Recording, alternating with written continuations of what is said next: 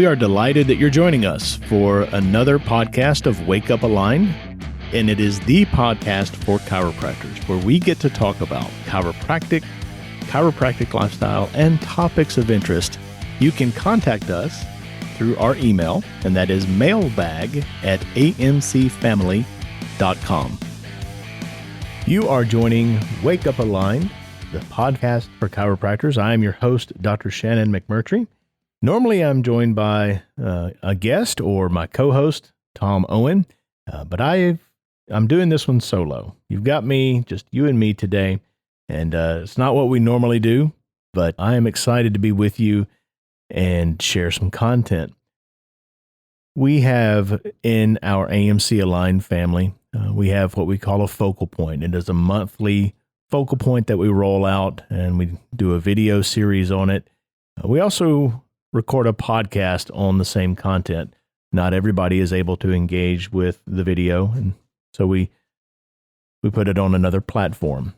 Well, we're going to do the focal point called Are You a Professional? And that may sound like a very easy question, but it's not really. And as we get into this, I think you'll understand why that's a much more challenging question on its depth than it is on its surface. We'll also share with you some honorable mentions of people who are exemplifying being a professional, especially a professional in spite of circumstances that are not so wonderful. So let's get this rolling. Are you a professional? I have 3 questions that I would like to ask you to consider. Number 1, how do you know if you are a professional? How do you know? What is the basis that you would use to determine whether you are or aren't, or the degree of professional you are? Is it because you went to school and you're educated and you have a title? Second question, how do you define that? How do you define what is or is not a professional? And then number 3, how does Aligned define professional? I'd like to start there because that's the easiest. I know what that one is. Tom, I mentioned him a moment ago, not with us today, but when we are instructing our new doctors at a summit, they are in a class called Core 1. Well, in that class, we have the definition of a professional. And this comes from Tom, and I don't know where he got it, but this has been part of that class for over 20 years. A professional is someone who can perform at peak level of efficiency and proficiency at all times. Are you a professional compared to that definition? Unfortunately, I think a lot of us are not. Because the circumstances of the moment, the urgency of the issue, the fire that is calling our name, the personal challenges, the situations at home, the stress points show up in our day. And they show up when we are at our clinic and with patients. Well, that is going to affect your efficiency and proficiency. So by that definition, by that working definition, you cannot call yourself a professional. Is the secret to that, is the answer to not have any problems, not have any distractions, treat life like a robot? Absolutely not. That's not realistic. What's going on in my life right now? Your host. What's going on in his life? Am I having a lot of good days? Am I happy? Am I fulfilled? Am I dealing with setbacks or challenges right now? Like sitting in this chair behind this microphone? Is my head someplace else? Am I dealing with disappointments? My hope is you have no idea. You don't know what's going on in my life that is bad, You don't know what's going on in my life that's good. All you know is that I come to this podcast and I hopefully add value to your life and your career. And that's all I want you to experience. If you're getting something beyond that, besides that, if what's going on in my world, what's going on in my head is affecting the podcast, then I'm not a professional. And I want to be a professional, maybe not a professional podcaster. I don't know if there is such a thing. Maybe there is, but at least a professional in my endeavors. I want to approach it in a professional manner. I've been coming to AMC Aligned Summits and or instructing for over 25 years. There are many times at one of those meetings where an instructor, a leader, someone scheduled to do some important task over the weekend has had a death in the family. And that's tragic and it's sad, and we all hurt when we hear that, but that person shows up for duty. And they do it in a way that nobody knows what's going on. Like the audience didn't know about that until well after the fact. And they'll say, "Oh, I had no idea. Wow, there was no indication." That's as it should be. Because that person who's scheduled to show up for duty for whatever that is has a job to do. And people have invested a lot of money and a lot of time and closed an office, Friday or whatever, to be in this class that has this content scheduled. And if that person who had a death in their family, even though tragic, bailed at the last minute, that's not fair to those people who've got all that other going on. See, that person who's expecting that, needing that, wanting that content now suffers. Why do we have to increase the suffering? I don't think we should. We're going to get into this being a professional, but I want to do a shout out.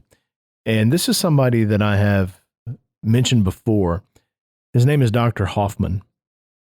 And Dr. Hoffman recently, at the time of this recording, has had some significant increases in his practice. New practice, just getting rolling here, kind of volatile, but things are beginning to take shape and gel, and there's a lot of optimism that next quarter is going to be a fantastic quarter, maybe even a breakthrough quarter.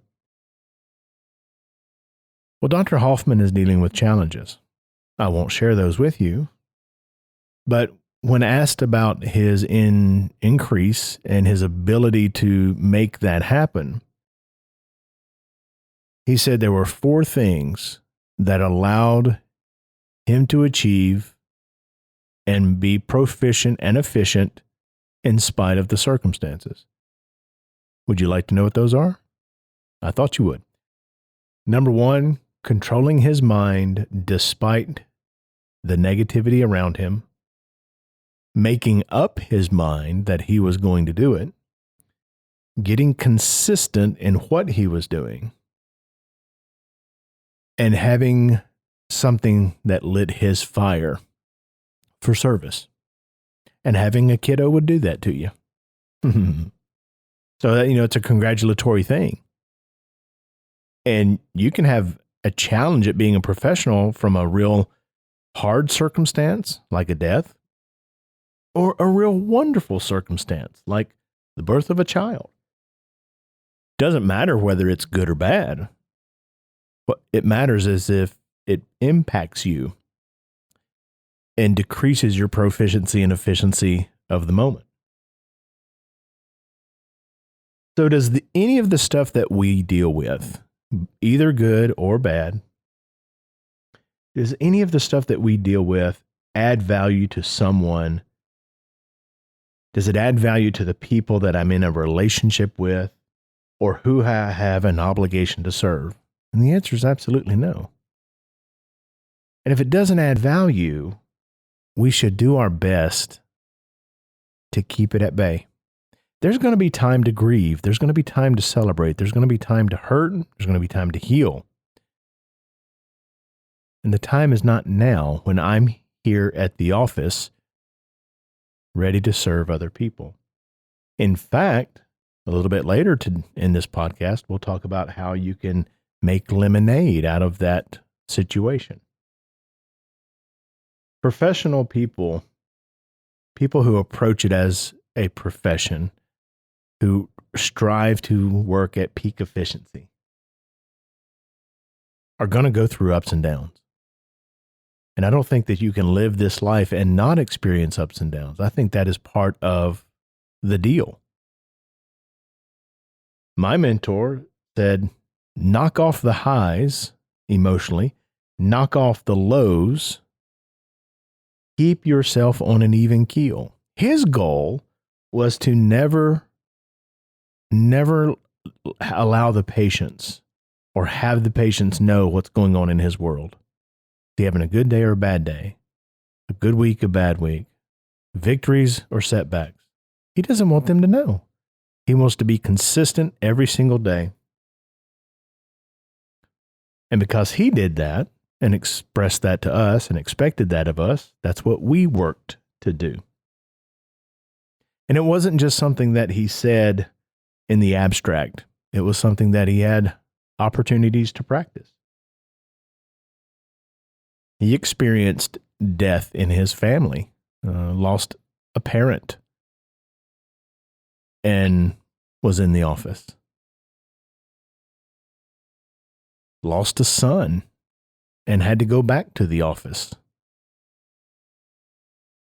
He got a call once in the morning. He was driving to the office and got a call from a marina because his boat had sunk. And it was a boat that he loved a lot. So he goes to the office, treats all his patients, gives all he can to them. At the end of the day, he says, I'm driving to the marina because my boat sank. And nobody knew. He held that. I remember when I was in practice during the 9/11 attacks on New York City, well, America, New York and the Pentagon. People were coming in and my staff was like, oh my gosh. And I knew something tragic had happened. I had no idea what it was. And I refused for anybody to tell me. I absolutely would not allow that because I could tell something really, really tragic had happened. And I just did not want to get sucked into it because what was that going to do for me trying to help my patients that day? And I didn't experience that until I got home at the end of the day. And I saw it on TV for the first time. So the emotions that everybody had experienced 9 hours earlier, I was experiencing for the first time. That was one day in my office that I absolutely lived up to that expectation to be a professional. I didn't let those events sidetrack me or even get into my mind. Completely blocked them out. During my presentation, I put a quote up by F. Scott Fitzgerald. He's a novelist and is known for writing The Great Gatsby. And he has a quote attributed to him. It goes like this: the test of a first-rate intelligence is the ability to hold two opposing ideas in mind at the same time and still retain the ability to function. Can I hold in my mind that I know something tragic has happened to the country? I don't know if a president's been assassinated or some, natural disaster. I have no idea. But can I hold that in my mind? Also hold in my mind that I am here to serve patients who have a need and continue to function. And like I said, on that day I did. I didn't always do that, but that day I did. And you can too. You have more resilience than you give yourself credit. So what is on your lips when you are at a high point in your life or a low point in your life? Not what is on your thoughts or in your thoughts. What is on your lips? What are you talking about? Are you sharing with your staff the great news, the bad news? Why? Unless it's great news about a patient recovery or bad news about a patient who is not going to recover, why even bother sharing that with the patient, the staff? Heaven forbid that you share that with the patients. See, a patient is going to receive that, and they're not going to tell you, I don't want to know that. They're not going to give you, they're not going to reprimand you for it. They're going to receive it, but is that what you want? Is that helpful to them? Is that being a professional? Think about you. Think about your own life. Think about you, for example, being on a plane. You know how the captain will come on the PA system? Want to thank everybody for flying American Airlines today. We'll be cruising. They do that whole spiel. Would you like to know that the airline pilot is going through a nasty divorce or depressed, having thoughts of suicide? I mean, as a passenger, is that what you want to hear? Absolutely not. If you heard it, you might get off the plane. Because you definitely expect that person and want that person to be a professional. There are 300 people counting on that man or woman to get this plane in the air, fly it, and land it safely. Now, do you think that pilots don't go through distractions? They absolutely do, just like everybody else. You don't want to know about it, though. What about a family member having a surgery? Do you want the surgeon to say during the consult, well, we're going to get you scheduled for surgery? Matter of fact, I'm really kind of excited about that. That's my last day. I'm already thinking about moving to the beach and, putting my toes in the water. And it's okay if that's your last day and you're retiring, but you don't want that surgeon's mind to be in the vacation or in the retirement community when they're cutting open your loved one. You wouldn't feel comfortable with that. And maybe those are like life-changing and life-altering and life and death, and possibly you don't think of chiropractic care that way. Not what I think. I'm talking about what you think. Let's talk about an actress. If you have a special night planned with a loved one, a spouse, a significant other, celebrating an anniversary or something, and you got the nice dinner and the limo, and you flew to a special location, and you got those tickets and the hotel, and you're going out for a play or a musical or whatever. Do you want the lead actress to come out on stage and talk about, the dog passing away and losing her apartment and her, the bad health diagnosis, but she's going to muddle through and give a good performance? You don't want to hear that. Even if she can give a great performance, it clouds your experience. It will diminish what you're getting in the moment. She's there to entertain. She's not there to feel your support on what she's going through. I want you to think about that. I really do want you to consider what you would feel if the roles were reversed. And if you would feel like I think you would, then now look at yourself and ask of yourself to be a professional. If you haven't been good at this so far, it might be helpful to know what excuses you create to cover those moments where you deviate from being a professional. If you have reports that are required of you for your bank or your CPA, or like in what we have in AMC stats, do you allow those things to be overdue because, we went out of town over the weekend? Do you fail on your commitments and what you're obligated to do and give yourself a pass because, we had this thing pop up, a good thing, a bad thing? Do you get behind on your reports? Do you stop doing your staff meetings in your clinic? Do you stop patient education? Do you allow yourself to run behind because you're sharing all the personal with the patients? And do you give yourself an excuse because of the circumstances you're in? Now you're allowed to do that. What about with your family? Your family promises, the chores and the obligations, the duties you have at your household. Just simply procrastinating because you don't feel like doing the thing because of this other experience that you're currently dealing with. It's very easy to make excuses, and in the moment they don't feel like excuses. They feel like reasons. But if you don't allow yourself to make an excuse and you push on, at least you won't be behind. At least you won't be putting a burden on somebody else. At least you'll feel accomplished that you're not living up to your obligations and expectations. It doesn't decrease the hurt that you may be going through, and it doesn't enhance the joy you may be experiencing in that moment. But it helps. This is a quote I think I've shared before. Success makes no excuses, and failure demands them. Don't be that person who makes excuses. Don't be that person that gives yourself a pass. Be the person that is a professional and lives up to your standards at all times. Is it fair that you have to do this? I really don't assess that through the prism of fairness. I don't think of it fair or not fair. In fact, I was told as a child, life is not fair. You might as well get used to that. And I think that's pretty true. But is it fair that we have to do this and maybe other people don't have to do this?